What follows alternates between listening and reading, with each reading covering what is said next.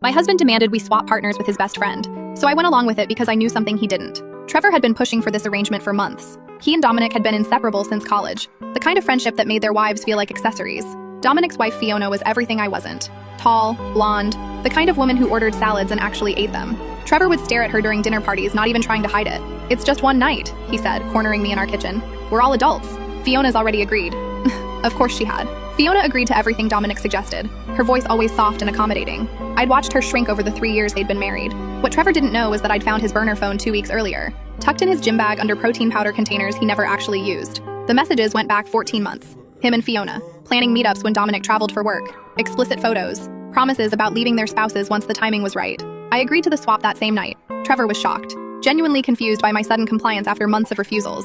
"Really? You're sure?" His excitement was barely contained. He probably thought he'd finally worn me down. That night he showered for 40 minutes and used cologne I'd never smelled on him before. The arrangement was simple. Friday night at 8 p.m., we'd each go to separate hotel rooms.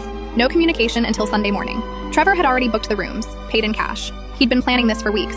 What he didn't know was that I'd hired a private investigator 3 days after finding the phone. What he really didn't know was that I'd been meeting with Dominic for the past 10 days, showing him screenshots, sharing evidence, watching his face crumble as he realized his best friend had been sleeping with his wife for over a year. Friday came. Trevor kissed me goodbye with more passion than he'd shown in months. "This is going to change everything," he whispered. He had no idea how right he was.